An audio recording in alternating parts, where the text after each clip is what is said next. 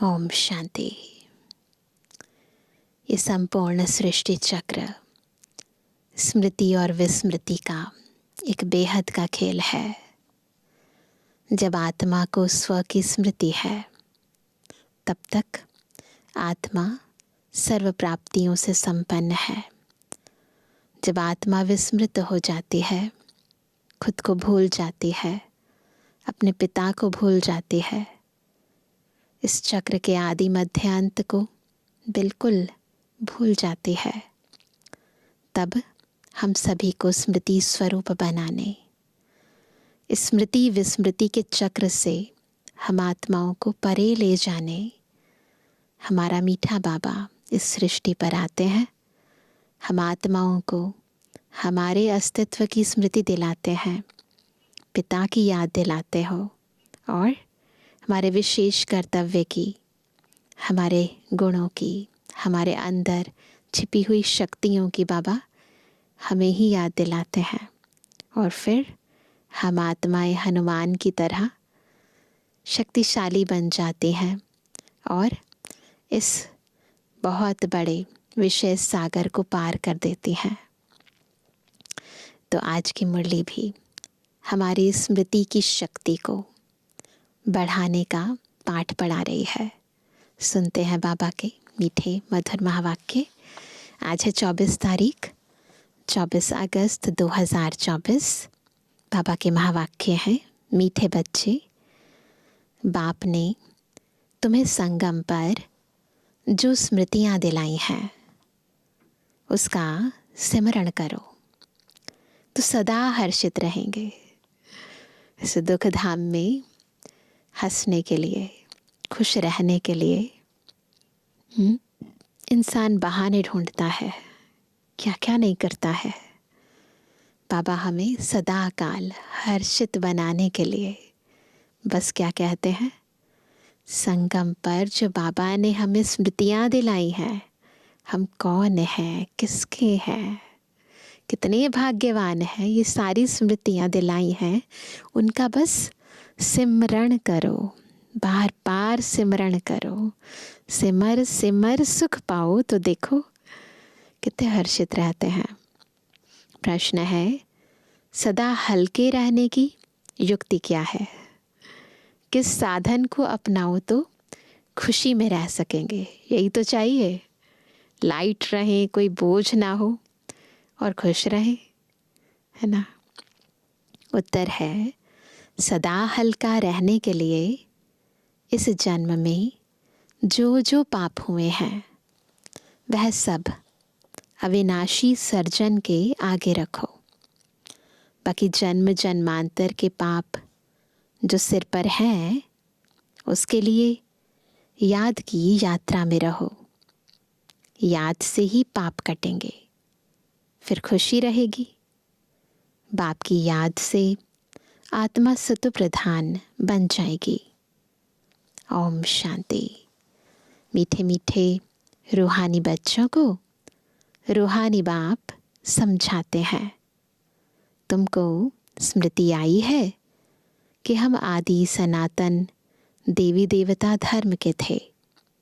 हम राज्य करते थे, हम बरोबर विश्व के मालिक थे।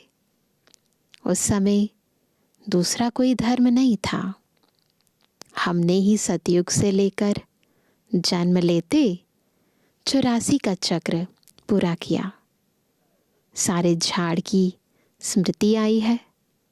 हम देवता थे, फिर रावण राज्य में आ गए तो देवी देवता कहलाने के लायक ना रहे, इसलिए धर्म ही दूसरा समझ लिया।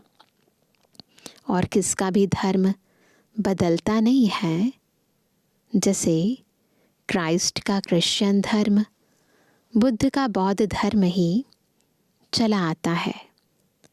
सबकी बुद्धि में है, बुद्ध ने फलाने टाइम धर्म स्थापन किया। हिंदुओं को अपने धर्म का पता ही नहीं है कि हमारा हिंदू धर्म कब से शुरू हुआ, किसने बनाया, कुछ पता नहीं है। लाखों वर्ष कह देते। सारे सृष्टि चक्र का नॉलेज तुम बच्चों को ही है। बस ऐसे ही कह देते, लेकिन वास्तविकता में सारे चक्र का नॉलेज, कौन सा धर्म कब आया, कैसे स्थापन हुआ, हम सबको पता है। इसको कहते हैं ज्ञान विज्ञान। उन्होंने विज्ञान भवन नाम भल रखा है गवर्नमेंट ने, परंतु बाप उसका अर्थ समझाते हैं। ज्ञान और योग, ज्ञान और योग, योग को बाबा विज्ञान कहते हैं, ज्ञान से परे, रचता और रचना के आदि मध्य अंत का ज्ञान। अभी तुम समझते हो कि हम भी नहीं जानते थे, नास्तिक थे। सतयुग में तो यह ज्ञान हो नहीं सकता। अभी तुमको टीचर ने पढ़ाया है, पढ़कर तुमको राज्य भाग्य मिलता है, क्योंकि तुमको रहने के लिए नई सृष्टि चाहिए। इस पुरानी सृष्टि में तो पवित्र देवी देवताएं पैर रख ना सके। अपवित्र दुनिया में पवित्र आत्माएं आ नहीं सकती हैं। बाप आकर तुम्हारे लिए पुरानी दुनिया का विनाश कर नई दुनिया स्थापन करते हैं। किसके लिए? हमारे लिए। हमारे लिए विनाश ज़रूर होना है, किसी और के लिए नहीं हो रहा, हमारे लिए हो रहा है। कल्प कल्पांतर हम यह पाठ बजाते हैं। पापा पूछते हैं आगे कब मिले हो? तो कहते हैं बाबा हर कल्प मिलते हैं, आपसे राज्य भाग्य लेने।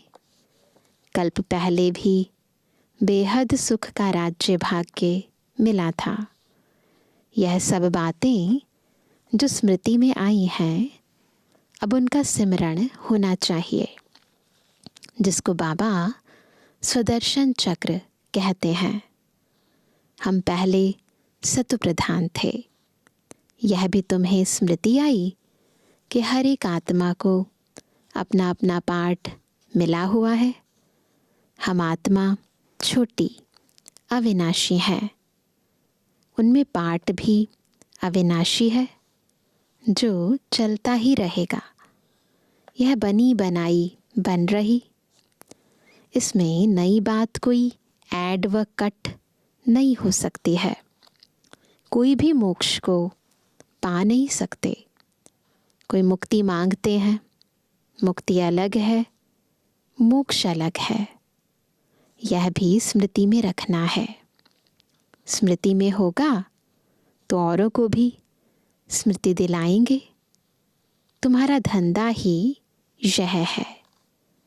बाप ने जो स्मृति में लाया है वह फिर औरों को भी स्मृति दिलाओ, तब ऊंच पद पा सकेंगे। जो बाबा ने हमें स्वयं की स्मृति दिलाई है, पिता की, घर की, सुखधाम की स्मृति दिलाई है, ये सारी स्मृति अपनी बुद्धि में रखनी है और अन्य आत्माओं को भी दिलानी है।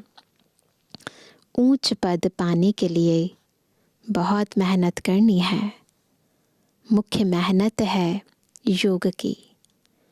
यह है याद की यात्रा, जो बाप के सिवाय और कोई सिखला नहीं सकते। अभी तुम मनुष्य से देवता बनने की पढ़ाई पढ़ते हो। तुम जानते हो कि हम फिर से नई दुनिया में जाएंगे। उसका नाम ही है अमरलोक। यह है मृत्युलोक। यहाँ तो अचानक बैठे बैठे मौत आ जाता है। वहाँ मृत्यु का नाम निशान नहीं, क्योंकि आत्मा को तो वास्तव में काल खाता नहीं। कोई मिठाई की चीज़ थोड़ी है। ड्रामा अनुसार जब समय होता है तो आत्मा चली जाती है। जिस समय जिसको जाना होता है वह चला जाता है। काल कोई पकड़ता नहीं है। आत्मा एक शरीर छोड़ दूसरा लेती है, बहुत सिंपल तरीके से। काल कुछ भी नहीं है, यह तो कथाएं बैठ बनाई हैं। ऐसे दिखाते हैं ना, यमराज आए ले गए, ये सब चीज़ें कथाएं बनाई हैं। वह है अमर लोक, वहाँ निरोगी काया रहती है। सतयुग में भारतवासियों की आयु भी बड़ी थी, योगी थे। योगी और भोगी का फर्क भी अब मालूम पड़ता है। तुम्हारी आयु वृद्धि को पा रही है। जितना तुम योग में रहेंगे उतना पाप भस्म होंगे और पद भी ऊंच मिलेगा, आयु भी बड़ी होगी। यथा राजा रानी आयु पूरी कर शरीर छोड़ते हैं, प्रजा का भी ऐसा होता है, परंतु पद का फर्क है।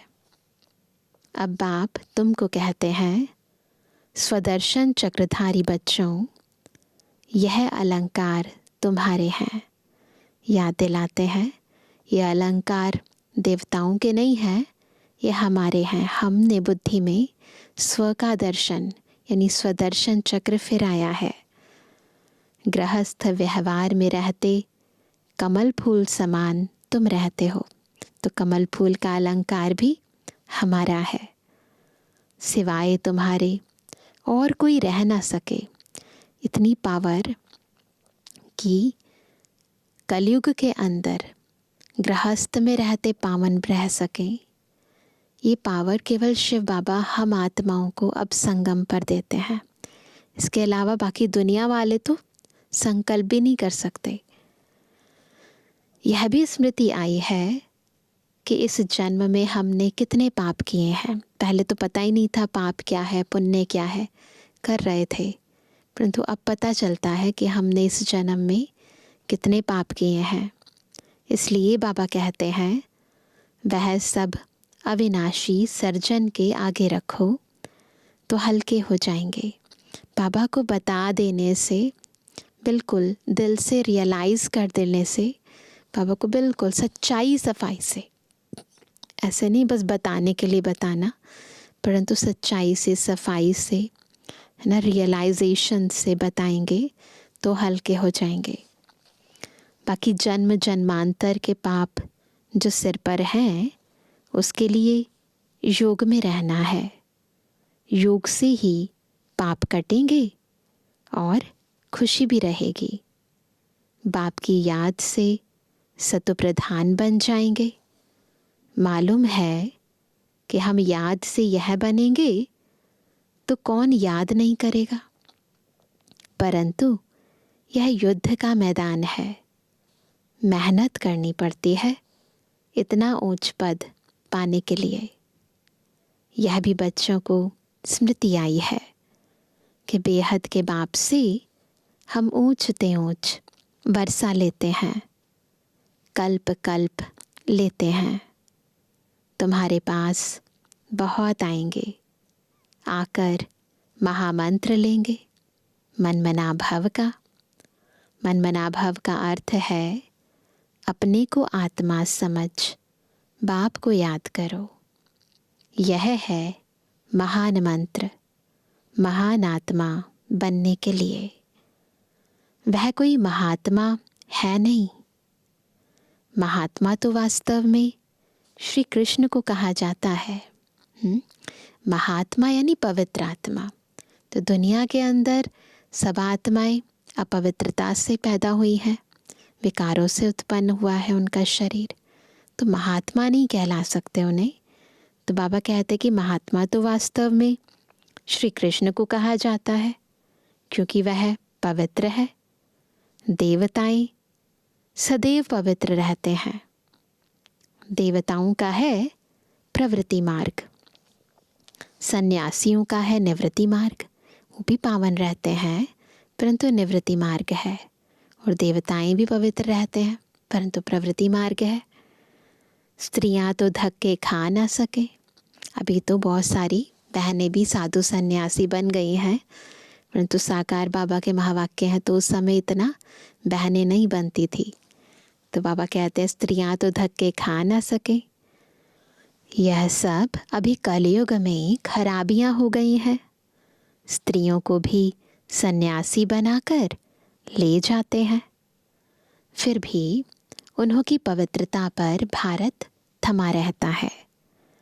जैसे पुराने मकान को पोची आदि लगाई जाती है तो जैसे नया बन जाता है, यह सन्यासी भी पोची दे कुछ बचाव करते हैं, क्योंकि पवित्रता के आधार पर ही भूमि थमी रहती है।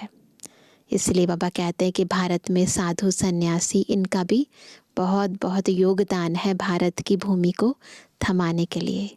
तो प्योरिटी अपनाते तो है ना, भले छोड़ कर जाते हैं परंतु पवित्र तो रहते हैं ना। परंतु बाप कहते हैं वह धर्म ही अलग है, पवित्र बनते हैं। भारत खंड में ही इतने देवी देवताओं के मंदिर, भक्ति आदि है। यह भी खेल है जिसका वृतांत तुम बताते हो। भक्ति मार्ग के लिए यह सब भी चाहिए ना। एक शिव के ही कितने नाम रख दिए हैं, नाम पर मंदिर बनता गया है। ढेर के ढेर मंदिर हैं, शिव के कितने मंदिर हैं ना। कितना खर्चा होता है, मिलता फिर भी आधा कल्प का सुख है। बस बहुत पैसे लगाते हैं, मूर्तियाँ टूट फूट जाती हैं। वहाँ तो मंदिर आदि की दरकार नहीं है। यह भी अभी स्मृति आई है कि आधा कल्प भक्ति चलती है, आधा कल्प फिर भक्ति का नाम नहीं। बाप कितनी स्मृति दिलाते हैं इस वैरायटी झाड़ की। सिर्फ कलयुग की आयु ही 40,000 वर्ष हो, फिर तो क्रिश्चियन आदि की आयु भी बहुत बढ़ जाए। बाप समझाते हैं क्रिश्चियन धर्म की इतनी ही लिमिट है। यह जानते हैं क्राइस्ट को इतना समय हुआ है, फलाने को इतना समय हुआ धर्म स्थापन किए, लेकिन फिर जाएंगे जाएंगे कब ये पता नहीं है। आए कब ये पता है, जाएंगे कब ये नहीं पता है। कल्प की आयु ही लंबी कर दी है। अभी तुम जानते हो यह तो विनाश की तैयारियां हो रही है। उन्हों की है साइंस, तुम्हारी है साइलेंस। तो दोनों तरफ तैयारियां हैं। केवल विनाश नहीं चाहिए ना, स्थापना भी तो चाहिए। तुम जितना साइलेंस में जाएंगे उतना वह विनाश के लिए अच्छी अच्छी चीज़ें तैयार करते रहेंगे। दिन प्रतिदिन महीन चीज़ें बनाते रहते हैं। तुमको अंदर में खुशी होती है। बाबा तो हमारे लिए नई दुनिया बनाने आए हैं, तो अब हम पुरानी दुनिया में थोड़ी रहेंगे। कमाल है बाबा की। बाबा आपके स्वर्ग स्थापन करने की तो कमाल है। अभी तुमको सारी स्मृति आई है। वह तो रचता और रचना के आदि मध्य अंत को जानते ही नहीं है। तुम जानते हो तुम कितनी रोशनी में हो। मनुष्य तो घोर अंधियारे में है। फर्क है ना। ज्ञान अंजन सतगुरु दिया, अज्ञान अंधेर विनाश। भक्ति वाले ज्ञान को नहीं जानते हैं। अभी तुम भक्ति को भी जानते हो तो ज्ञान को भी जानते हो। सारी स्मृति आई है। भक्ति कब शुरू होती है, फिर कब पूरी होती है। बाप कब ज्ञान देते हैं, पूरा कब होगा, सब स्मृति है। नंबरवार तो है ही, स्मृति में भी नंबरवार हैं। किसको बहुत स्मृति है, किसको कम। जिन्हों को बहुत स्मृति रहती है वह ऊंच पद पाएंगे। तो बस देखो कितनी स्मृति रहती है। स्मृति रहे तब औरों को भी समझाएं। वंडरफुल स्मृति है ना। देखो सारा स्मृति का खेल है। जितना याद में रहेंगे, जितना याद करेंगे, जितना याद आती है, जितनी याद सताती है, उसके आधार पर पद निर्धारित हो रहे हैं, उतनी उसी हिसाब से प्राप्तियां भी हो रही हैं। आगे तुम्हारी बुद्धि में क्या था? पहले जब ज्ञान नहीं था तो दुनियावी बातें थी ना, भक्ति, जप, तप, तीर्थ करना, माथा टेकना, सारी टिप्पड़ जो है चप्पल घिस गई, सारी टिप्पण ही घिस गई है। भक्ति की स्मृति और ज्ञान में कितना फर्क है। तुम अभी भक्ति को जानते हो क्योंकि शुरू से भक्ति की है। जानते हो हमने पहले पहले शिव की भक्ति की, फिर देवताओं की, और कोई को भी यह स्मृति नहीं है। तुमको रचना के आदि मध्य अंत, भक्ति आदि की सब स्मृति है। आधा कल्प भक्ति करते करते गिरते ही आए हो। अभी तो दुख के पहाड़ गिरने हैं। तुम बच्चों को पुरुषार्थ करना है। यह गिरने से पहले हम याद की यात्रा से विकर्म विनाश करें। सबको तुम यही समझाते हो। तुम्हारे पास हजारों आते हैं, तुम मेहनत करते हो भाई बहनों को रास्ता बताने का, है ना। ज्ञान और भक्ति की स्मृति आई है। गोया तुम सारे ड्रामा को नंबरवार पुरुषार्थ अनुसार जान गए हो। जो जितना अच्छी रीति जानते हैं वह समझा भी सकते हैं। समझाना तो बच्चों को ही है, गायन भी है। सन शोज फादर, बाबा को यदि प्रत्यक्ष करना है तो ज्ञान तो समझाना है ना, अन्य आत्माओं तक पहुंचाना है। बाप बच्चों को समझाएंगे, बच्चे फिर और भाइयों को समझाएंगे, आत्माओं को समझाते हो ना। भक्ति से यह ज्ञान बिल्कुल न्यारा है। गायन भी है ना, एक भगवान आकर सब भक्तों को फल देते हैं। एक बाप के सब बच्चे हैं। बाप कहते हैं सब बच्चों को शांति धाम, सुख धाम में ले जाता हूँ। कल्प कल्प का यह ज्ञान भी तुमको अभी है, वहाँ नहीं होगा। तुम पतित बनते हो तो पावन बनाने के लिए बाप तुम पर कितनी मेहनत करते हैं। इसलिए गायन है, कुर्बान जाऊं वारी जाऊं। किस पर? बाप पर।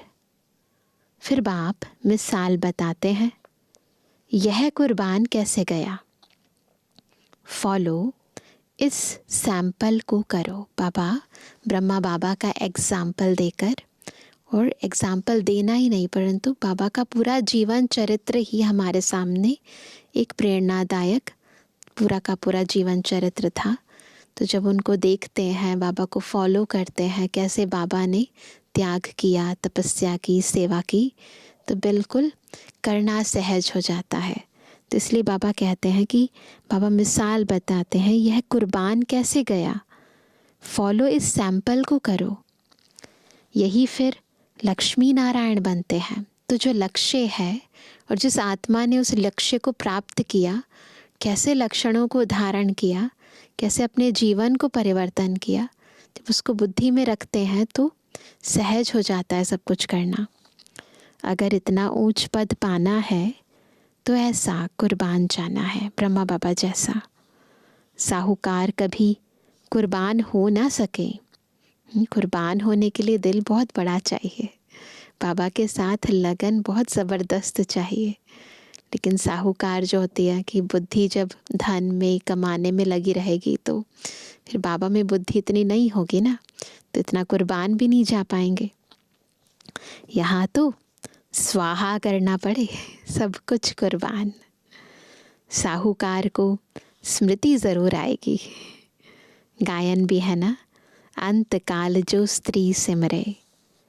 इतने सब पैसे क्या करेंगे, कोई लेगा ही नहीं क्योंकि सब खत्म हो जाने हैं।